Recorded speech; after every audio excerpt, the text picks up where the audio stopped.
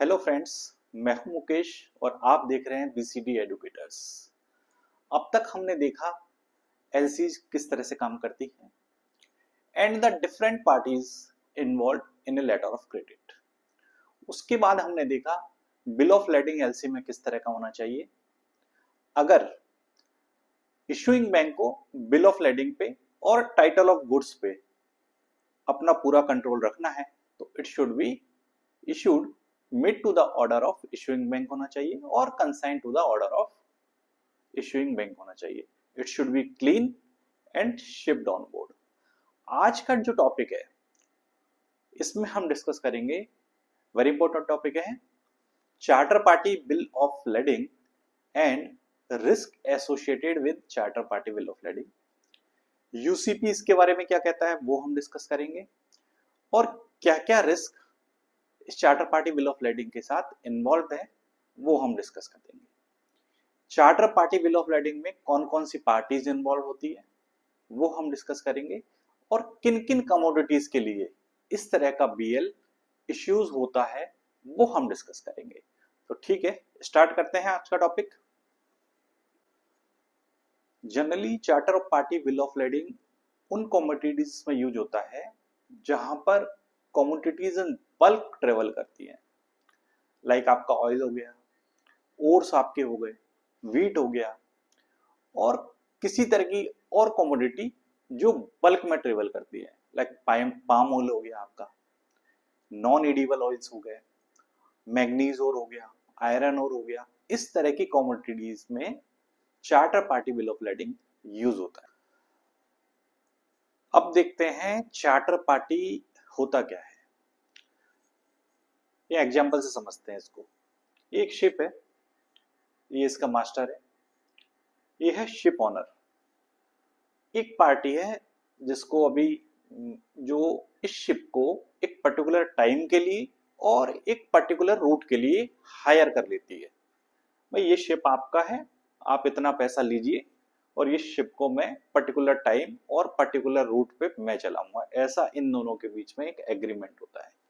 ये जो पार्टी जो हायर करती है उसको कहते हैं चार्टरर। और शिप ऑनर और ये चार्टरर के बीच में जो एग्रीमेंट होता है उसको कहते हैं charter party. Charter party agreement और इन शॉर्ट कहते हैं चार्टर पार्टी एग्रीमेंट। ठीक है, बीएल पे कभी कभी हम देखते हैं कि ऐसा लिखा रहता है the shipment is subjected to charter party. That means what? The shipment is subjected to this agreement, charter party agreement. तो चार्टर पार्टी आपको समझ में आया क्या होता है? Charter party is an agreement between ship owner and charterer to run the ship for a particular period of time, suppose for 1 year or 6 months or 2 years, or for a particular route। Suppose एक south Africa से चल रहा है और उसको जाना Japan तक, ठीक है, ओसाका उसको जाना है। तो ये पर्टिकुलर रूट के लिए ये चार्टरर ने इस शिप को हायर कर लिया और दोनों के बीच में जो एग्रीमेंट हुआ उसको कहते हैं चार्टर पार्टी एग्रीमेंट और इन शॉर्ट चार्टर पार्टी। तो जब भी बीएल इश्यू होगा इस केस में तो उसमें लिखा रहेगा the shipment is subjected to charter party. That means वो शिपमेंट जो है वो चार्टर पार्टी के टर्म्स एंड कंडीशन से बाउंड रहेगा। ओके, शिप ऑनर ने एक चार्टरर को अपना शिप हायर कर दिया। लाइक इसने ये शिप हायर कर लिया एक पर्टिकुलर टाइम के लिए और एक पर्टिकुलर रूट के लिए और दोनों के बीच में एक एग्रीमेंट हुआ, वो कहलाता है चार्टर पार्टी एग्रीमेंट। इतना हमने समझ लिया है। ओके, उस एग्रीमेंट को ही कहते हैं चार्टर पार्टी एग्रीमेंट और इन शॉर्ट चार्टर पार्टी। अब जो भी बीएल इश्यू होगा उस पे लिखा रहेगा the shipment is subjected to charter party. ठीक है, एग्रीमेंट किस किस के बीच में हुआ? शिप ऑनर और चार्टरर के बीच में। ठीक है, हमने डिस्कस किया था कि charter party bill of lending के अंदर किस तरह की कमोडिटीज आती हैं। जनरली वो कमोडिटीज जो बल्क में चलती हैं। ठीक है, जैसे एग्जांपल देख लेते हैं। साउथ अफ्रीका में एक मैग्नीज ओर की खान है, वहां से ये चला, कुछ सप्लाई किया इसने तंजानिया में, फिर पाकिस्तान में, श्रीलंका में, इंडिया में, और फाइनली ये चाइना में इसने डिलीवर किया। तो इस तरह की कमोडिटी जो बल्क में चलती है वो जनरली चार्टर पार्टी वेसल्स में चलती है। ठीक, अब देखते हैं कि प्रॉब्लम कहां आती है। यूसीपी 600 आर्टिकल 22 कहता है charter party bill of lading is not accepted under a LC until unless it is specifically mentioned। अगर एक एलसी ओपन किया जिसमें हमने नहीं लिखा charter party bill of lading रहेगा नहीं रहेगा, आएगा नहीं आएगा, एक्सेप्टेड है नहीं एक्सेप्टेड है, और in case charter party bill of lading आ जाता है, ठीक है, डॉक्यूमेंट्स में, तो वो एक्सेप्टेड नहीं है। अगर आना है तो उसको पर्टिकुलरली मेंशन करना पड़ेगा।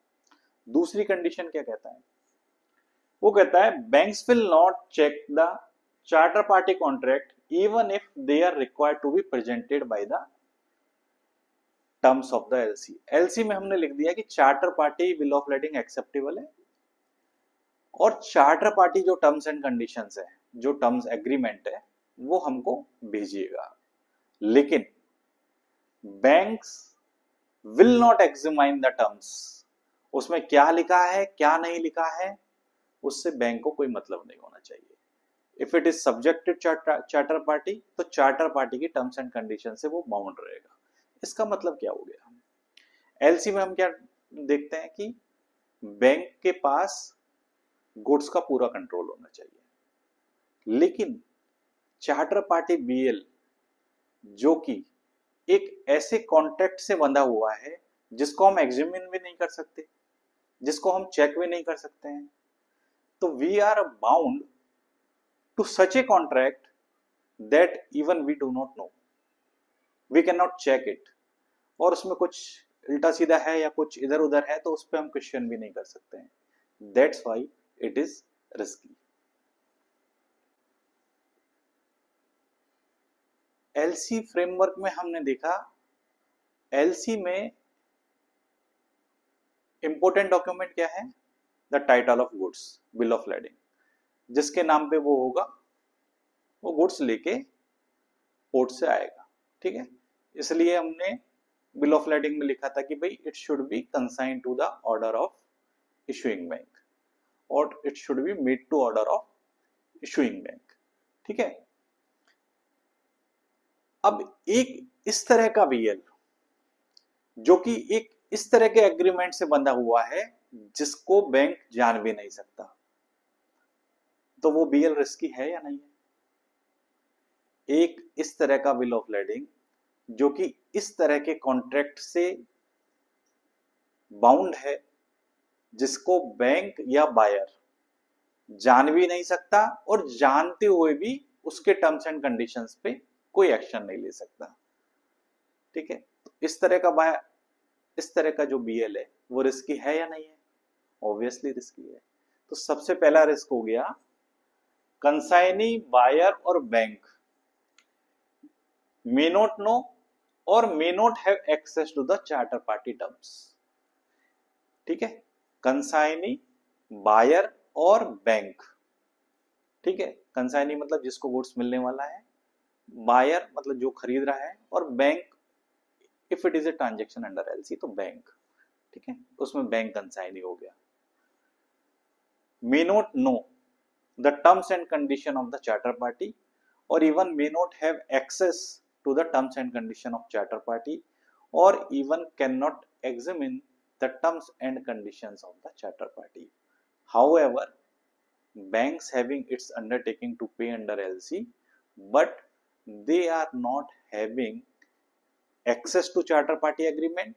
Even if they are having access to charter party agreement, they cannot examine it, they cannot check it, okay। Second जो रिस्क है ना, इसको एक एग्जांपल से समझते हैं। यहां मेरा पार्टी था आईसीटी लिमिटेड और यहाँ वो चुंगोली था जो सप्लायर था। इधर इसका बैंक एसडीआई बैंक था, उधर बीओसी था। यहां से एक यूजेंस का एलसी इश्यू हुआ, यूजेंस का एलसी चुंगोली को मिला, चुंगोली ने set of documents NNP nominated negotiated और प्रेजेंटिंग बैंक को दिया। ये डॉक्यूमेंट्स आया इशुइंग बैंक के पास, इशुइंग बैंक ने डॉक्यूमेंट आईसीटी को दिया, आईसीटी ने डेबिट कम एक्सेप्टेंस दिया, डेबिट अथॉरिटी कम एक्सेप्टेंस दिया, और उसके बेसिस पे हमने एन और पी तीनों में से किसी एक को अपना एक्सेप्टेंस दे दिया कि भाई ड्यू डेट को हम पेमेंट कर देंगे। सपोज ये यूजेंस 90 डेज का था, तो 90 डेज के बाद हम आपको पेमेंट कर देंगे। अच्छा, ये एलसी के अंदर में charter party bill of lading acceptable था। चुंगोली ने चार्टरर से बुकिंग लिया, चार्टरर से charter party bill of lading ले लिया। अब charter party bill of lading में क्या होता है कि it is subjected to charter party agreement और it is subjected to charter party. Charter party क्या है? ये चार्टरर और शिप ऑनर के बीच में जो एग्रीमेंट हुआ है वो है, ठीक है। अच्छा, शिप ऑनर से इसका कोई लेना देना है? नहीं है। अच्छा, हमारा कोई लेना देना है? नहीं है, ठीक है।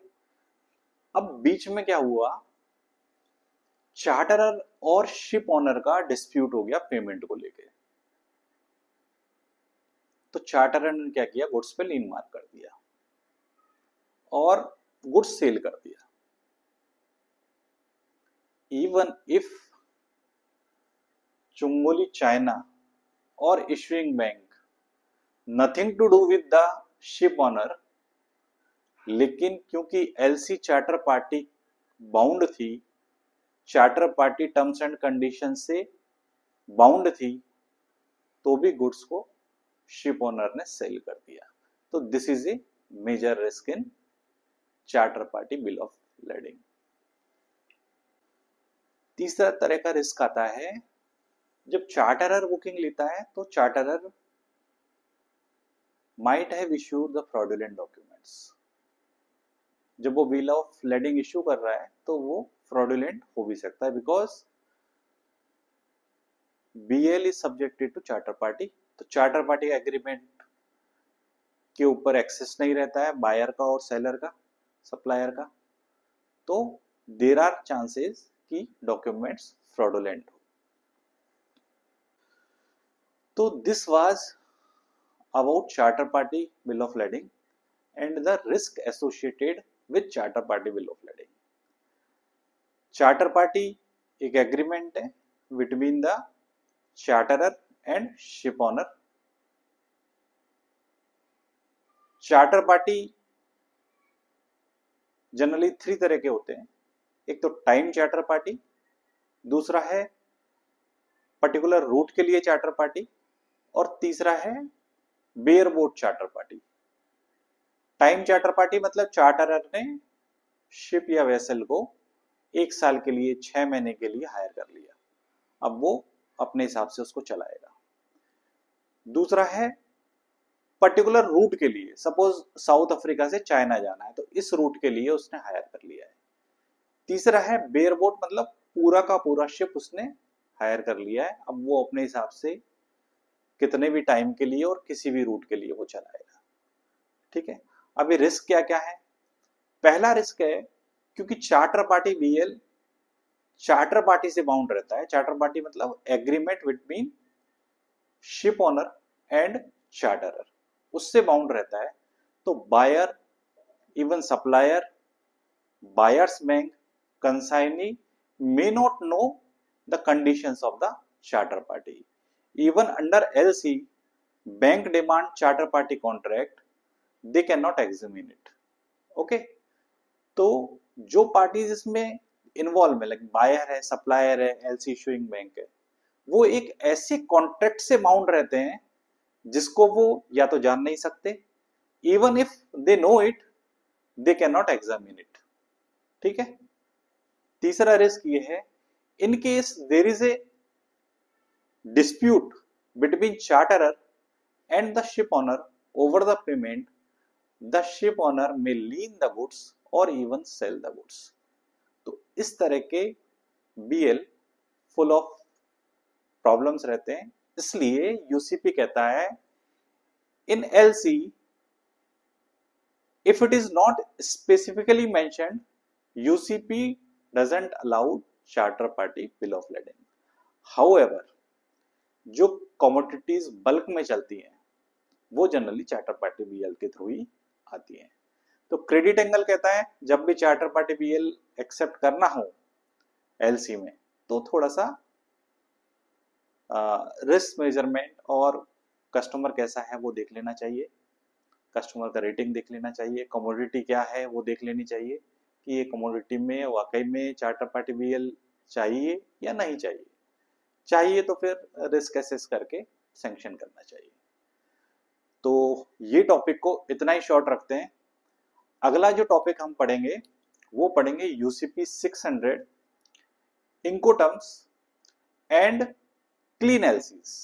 ठीक है, थैंक यू फॉर वॉचिंग मी। आपको अच्छा लगे तो सब्सक्राइब कीजिएगा एंड लाइक और शेयर भी कीजिएगा। Thank you.